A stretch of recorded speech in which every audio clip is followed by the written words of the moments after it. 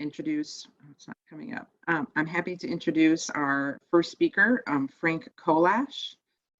Nice. Oh, there you go, Chris. Can you do? Oh, there you go.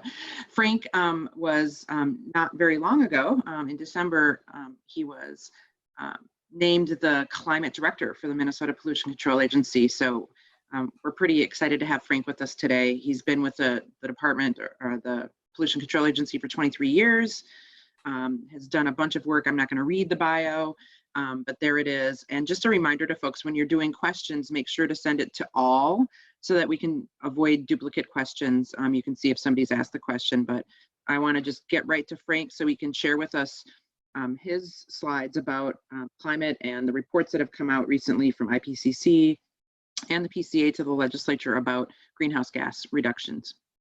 Take it away, Frank. Very good. Thank you very much. And I appreciate everyone taking time on a Saturday, and especially during these challenging times with the peacetime emergency and the pandemic, and look forward to having a discussion with you. I will try to move at a brisk pace here. I have a number of slides and sometimes I get ahead of myself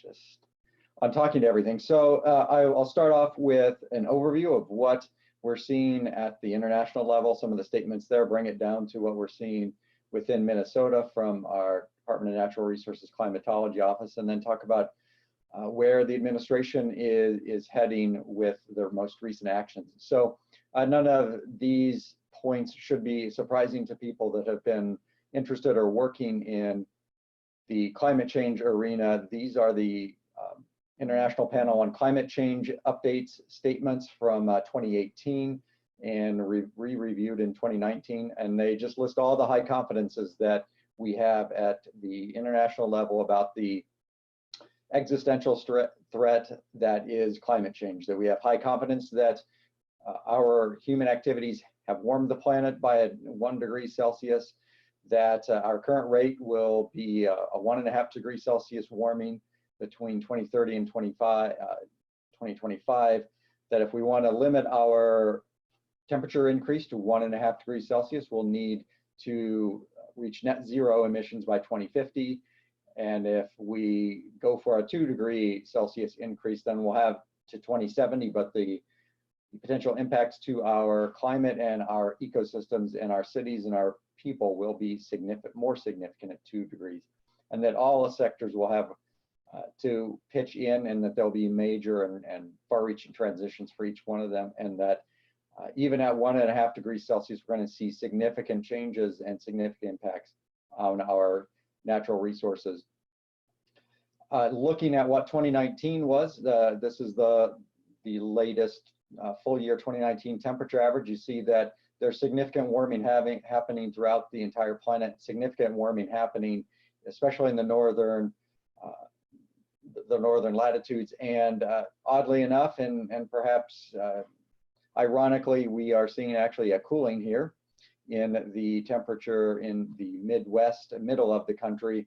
A bit of irony of as we try to fight the climate issue, that we're also seeing different temperature regimes that other parts of the country and world are seeing. But I think we are, from the climatologists, saying that extreme warming that we're seeing in the North Pacific and Alaska is affecting how the jet streams and the polar vortex work for the US.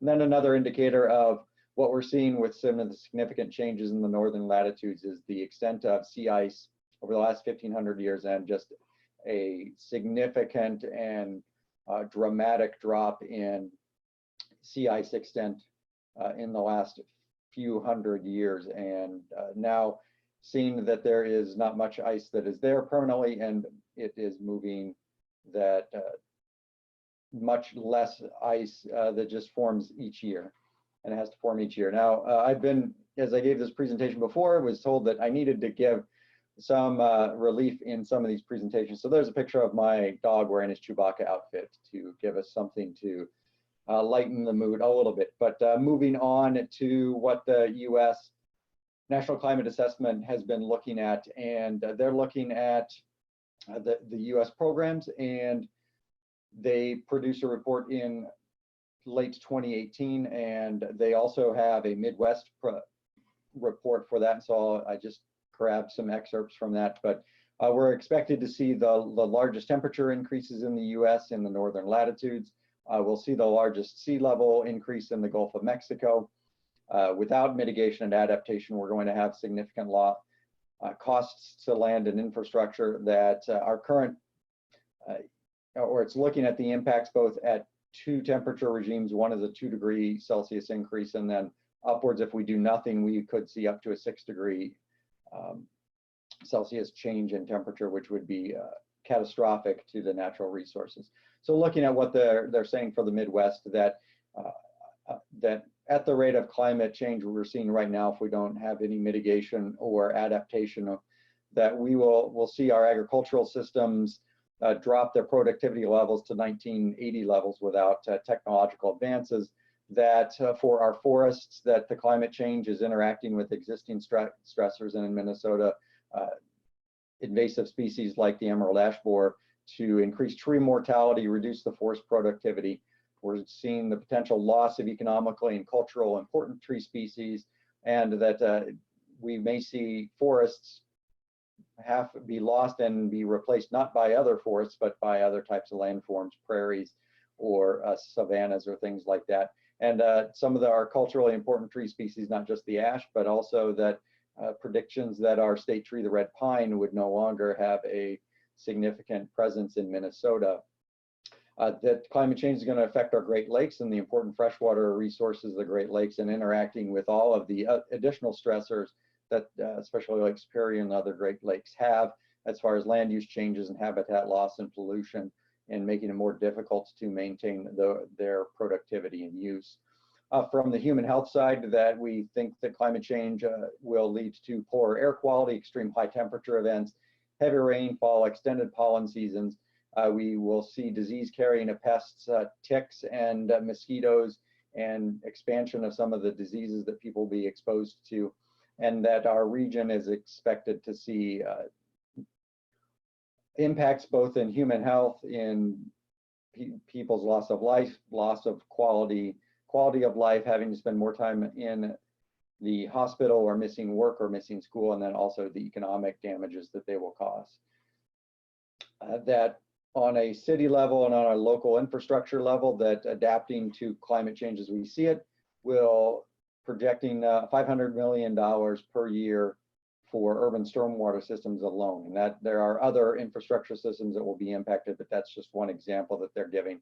And then finally, and then most importantly, that our at-risk communities, our under-resourced communities, our communities of color, our tribal communities are most vulnerable to climate impacts, and that they will be experiencing some of the most detrimental impacts and have the least amount of resources to respond to that change.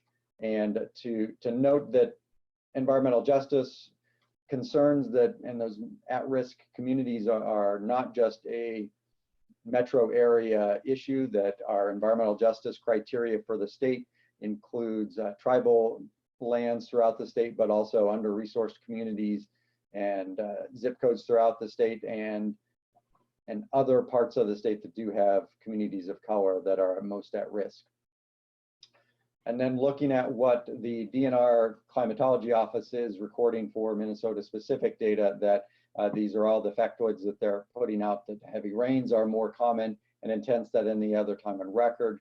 We're seeing increases of the 1-inch and 3-inch rains and heaviest rainfalls of the year. We have warmed by 2.9 degrees Fahrenheit since 1895.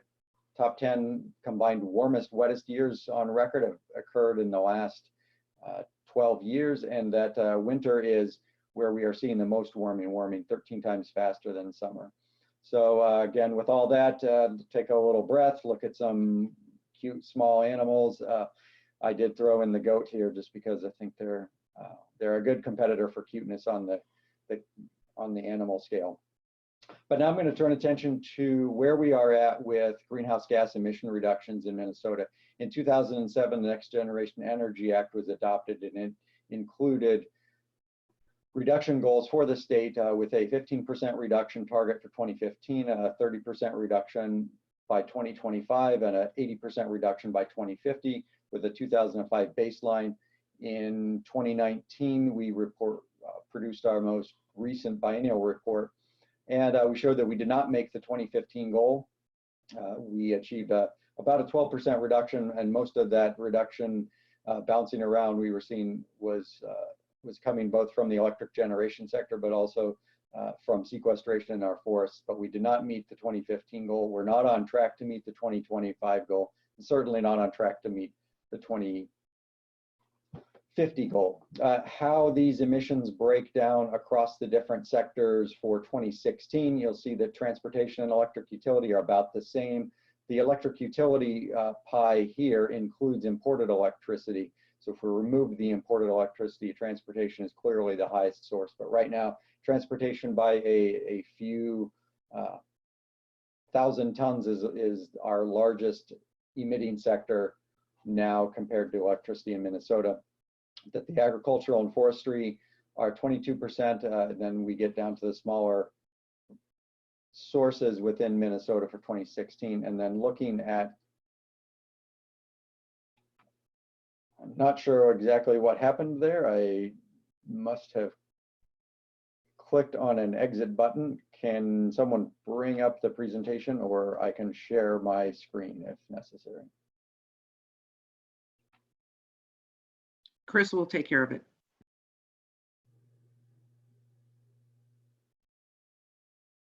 Just apologize about that. The control part was disappearing on me. Very good. So looking at the trends for each of the sectors, again, showing that transportation is the largest sector. It has achieved an 8% reduction since 2005, but not on track to meet our 2015 goals, and certainly not on track to meet the 2025 goals. And that is particularly exacerbated by the recent federal government proposing new fuel economy standards that mean that we will see more emissions coming from that source, and also our consumer choices of leading towards larger vehicles, trucks, SUVs, minivans that have lower miles per gallon than passenger cars, and that don't have as many options for the electric vehicle sector just yet. And this is an important part of our Clean Cars Minnesota rulemaking that we're pursuing to provide requirements and incentives for more electric vehicles in Minnesota. The next sector is the electric generation sector. This is the one sector that we did achieve the 2015 goal and are on track to achieve the 2025 goal.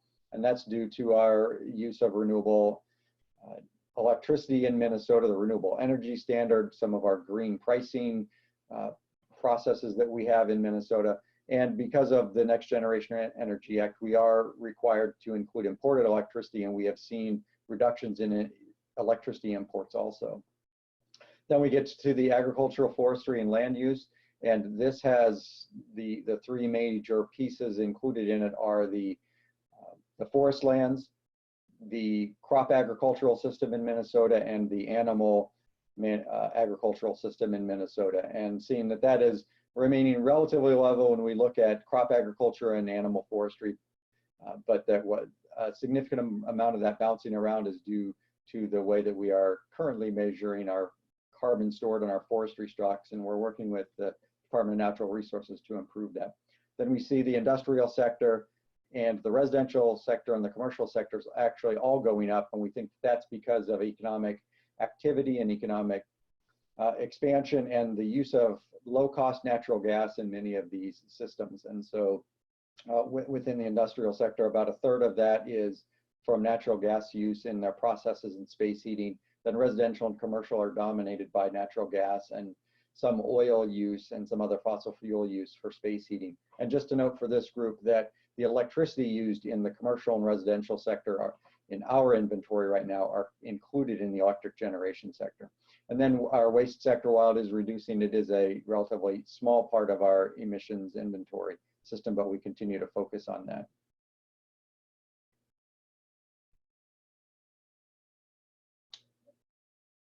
Chris, if you could advance the slide, the controls are not coming, thank you. Looking at our electric generation system and just showing while we are in, thank you, in a good spot relative to 2015 and 2025, but it may outline some challenges beyond 2025 without additional work. That we've seen significant increases in renewable energy generation in Minnesota, but we're also seeing increases in the recent years with natural gas. And while it is generally cleaner than coal, though there are some life cycle concerns that we would have with methane leakage in the pipelines, we are seeing renewable and natural gas being competing with each other. And we are seeing significant reductions in coal generation in Minnesota, and that's also influenced by Xcel Energy's proposals for an 80% greenhouse gas emission reduction from their network by 2030 and a retirement of all their coal generation by 2030. That would be a significant reduction, but we are seeing the challenges of cheap natural gas competing with renewables, which are also low cost, but the natural gas has some of the advantages of the on-demand use. And then also embedded within this are the discussions that go into how can we achieve greater renewable energy penetration and the impacts on the grid and the investments. If you could advance to the next slide.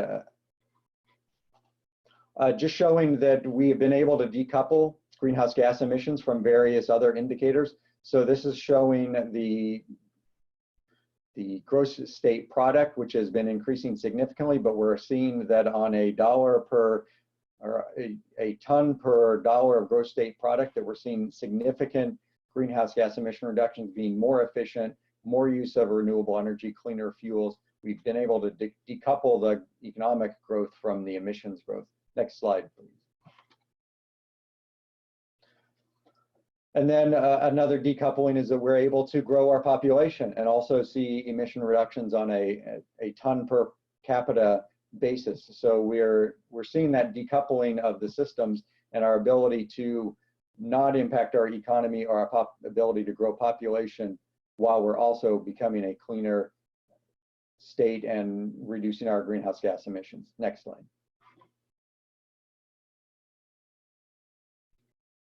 And now I'll talk about Governor Walz's priorities for climate change. It is one of his priorities, and he has noted that it is an existential threat that impacts all of Minnesotans. And so on December 2nd of 2019, he issued an executive order on climate change, which directs 15 different agencies to come up with the policies and strategies that will put Minnesota back on track to meet or exceed our greenhouse gas goals and achieve a greater resiliency throughout Minnesota as we change the warming that we will experience due to existing climate change. And so the executive order creates three primary bodies of work that are directed for the Pollution Control Agency, and a major part of the work that I'm focusing on, and that is establishes a climate subcabinet of 15 agencies, departments, boards, and other state entities to come together to identify those strategies and those policies that will put us back on board, back on track for our Next Generation Energy Act, and also look to protect the disproportionately impacted, disadvantaged communities and address the adaptation and resiliency that we will need to address the climate change that's already built in. It also establishes a Climate Change Advisory Council made up of 15 citizens that will advise the subcabinet and help us with the work of enhancing our engagement and engaging Minnesotans. And then the final piece is it does put a significant requirement on all of the agencies in the subcabinet to focus on public engagement, especially with the disproportionately impacted communities, also the workers and the businesses that will be impacted by some of these policies and strategies, and identifying the potential strategies that exist, but also hurdles and challenges that the state will face as we make these transitions. And then with other administration efforts that have been put into place prior to the executive order, the Department of Commerce continues to focus on 100% clean energy standard, where all of our energy by 2015 will be generated by non-carbon emitting sources. that we administer, the PCA is focusing on a Clean Cars Minnesota rule to encourage and require more electric vehicles available in Minnesota. We're using our Volkswagen settlement fund to spend the maximum amount of money we're allowed under that fund for electric vehicle charging infrastructure, and also within the diesel replacement programs, focusing on our ability to replace diesel engines with electric engines where possible, and electric options to try to spur and have some technology demonstration for other industries and other uses of electric vehicles in Minnesota for on and off-road vehicles. The Pollution Control Agency submitted a electric vehicle charging infrastructure bonding request for $12 million to the legislature to help us build out the electric vehicle infrastructure charging network in Minnesota, combining that with our Volkswagen electric vehicle infrastructure spending. And then we also had a Sustainable Communities and Climate Resiliency bonding request for $15 million to help communities address especially the stormwater requirements and needs that are coming from a changing climate in relation to more floods, higher precipitation events, and become more resilient and better prepared for the higher precipitation events that we are seeing now. And then also the governor has a governor's council on biofuels, as we see that biofuels play a significant role in climate co-benefits, in water quality benefits, in soil health benefits, rural economic development. And with our transportation sector and an analysis we did with the Department of Transportation, seeing that we're going to have a need for liquid transportation fuels going into the future. It will take a while for us to transition into electric vehicles as we look forward and go through the cycles of having them available and having people purchase new vehicles. And then also on the regional partnerships, the pollution control, the administration and the Pollution Control Agency and the Department of Commerce and many other agencies remain very active in the U.S. Climate Alliance with, I think, 32 other states and more than half of the population participating in the Climate Alliance for looking for opportunities to keep the United States on track and should lead the way for policies and strategies to reduce greenhouse gases throughout the United States. We're also in the Under 2 MOU. We're in the We're Still In coalition for the Paris Agreement. We're in a Power Past Coal coalition, and then a couple of groups that the Great Plains Institute is facilitating, the Mid-Continent Power Sector Collaborative and the Mid-Continent Transportation Electrification Collaborative, looking for ways to decarbonize across multiple sectors, electrification, transportation, and the building sector, especially electrification within space heating and other uses. And with that, this slide shows why we're doing all of this work for the future generations that will inherit the planet and the climate conditions that we've built in for them, to give them the best chance to build a resilient and thriving economy, and also testing our knowledge that to protect Minnesota from our iconic pieces of our ecosystem, the red pine as our state tree, the loons perhaps not having a summertime habitat in Minnesota as our climate changes, and only getting to experience them in their migration during the fall and the spring. And then the loss of our boreal forests and what will replace them in northern Minnesota, that iconic experience that we all have with northern Minnesota, and all the memories that people have for what Minnesota looks like.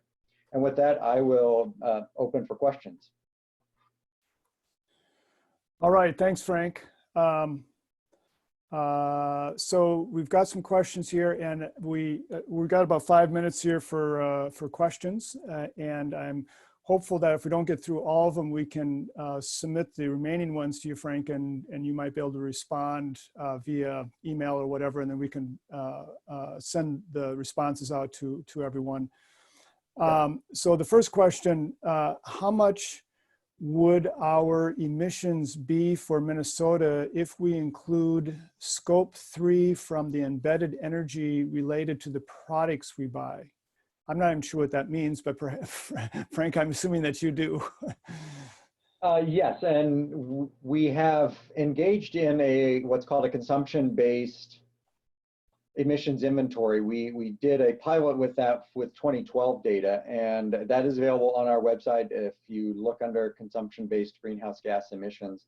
And it doesn't, I'm trying to remember the exact numbers. It's been a little bit since I've looked at that. What's that looking at is that when we purchase products in Minnesota, we import them from other places. They all have a certain carbon intensity that is built into them. So if you purchase a pair of shoes and it's made in China, it has certain carbon in it. And I don't think that it's still within the range of the 150, 170 million tons. And it just, whether we would add it on to our in-state generation or how it complements that, that's a little bit more of a complex question, but we have done that. And as we look forward, and that's an interesting question, that we're going to look for resources to be able to recreate that consumption-based emissions inventory, because it does complement then the source-based or the geographically based emissions inventory. All right, thank you. So the question, the global image that you had up there shows that there is cooling in the Midwest. And so how is it that the trajectory is that we will see the largest temperature increases in the northern latitude, including Minnesota? Those seem to be contradictory.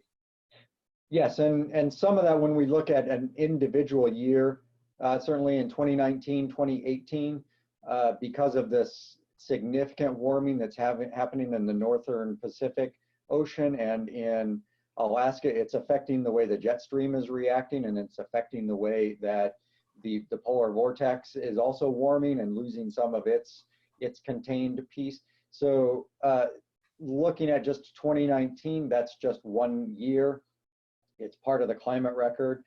But as we look at it over a longer period, we are seeing that that is increasing. So how long those 1 year variations are happening, I think that's the big question, and that it's with climate change that you do see some of these impacts that are happening, where significant warming in one place causes something else to happen with the weather and some of the climate in the other areas.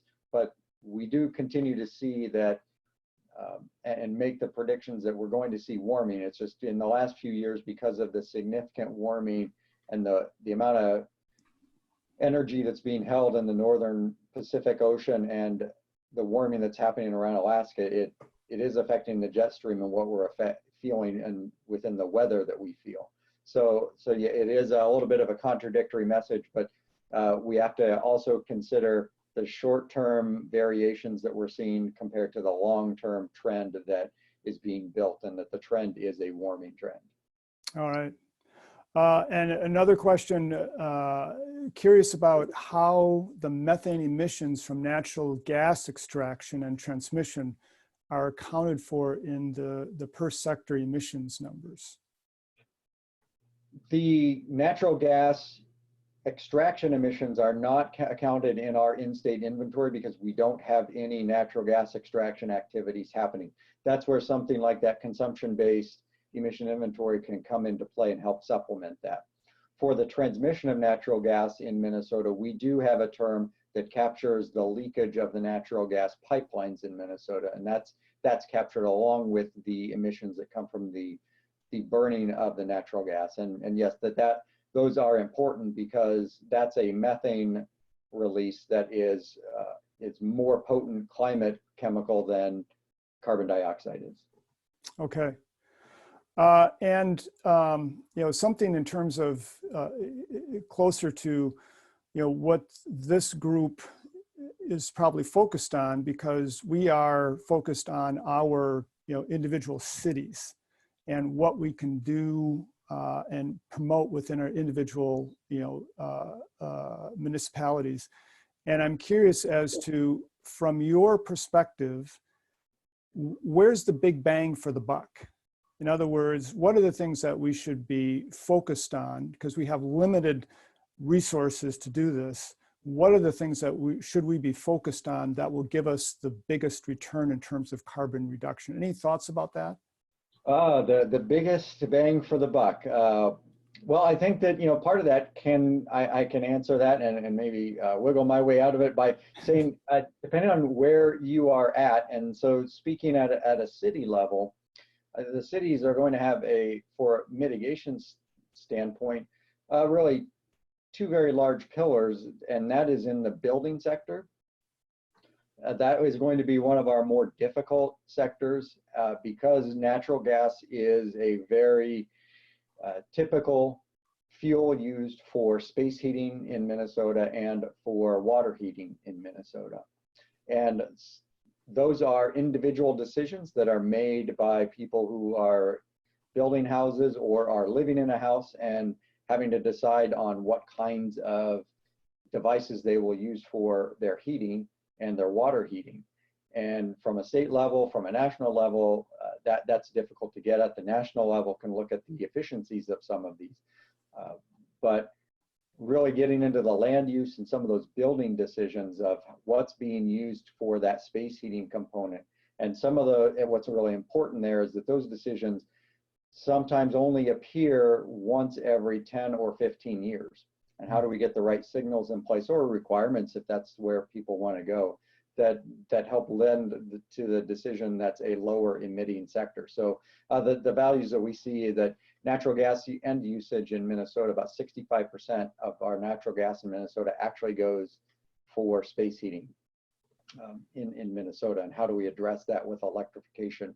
The other thing that within cities looking at are how to make other modes of transportation easier, so that we're not reliant on internal combustion vehicles, making cities more friendly for electric vehicles, but then also the other forms of transportation, biking, walking, transit. Those would be some really important pieces to focus on. All right. And one last question before then we do have to move on. As I said, we'll collect the questions, and for those that we weren't able to ask, we can send them off. And Frank, as you have time, if you could, provide some quick responses to those, and we can distribute those, that'd be great. How does the new rule published by the Trump administration this week on vehicle energy efficiency standards, how will that affect the Clean Cars Minnesota rule?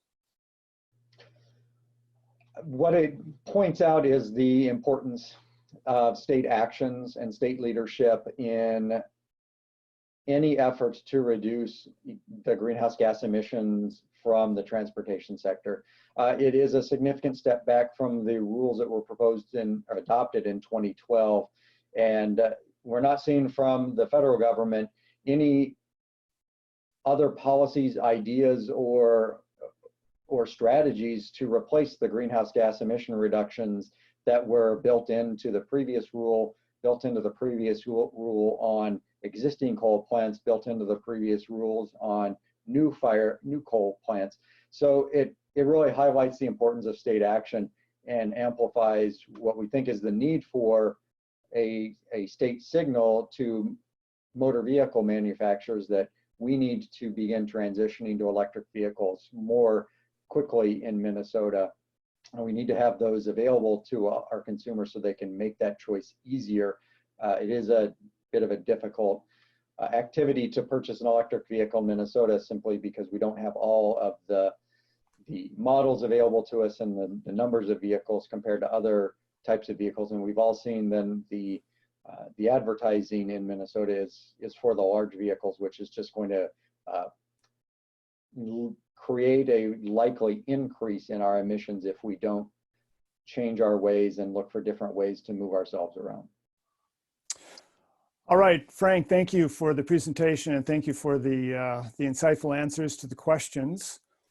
And keep up the good work. Very good. Thank you very much. I look forward to the rest of the presentations. Thank you. Diana, you want to introduce our next speaker? Absolutely.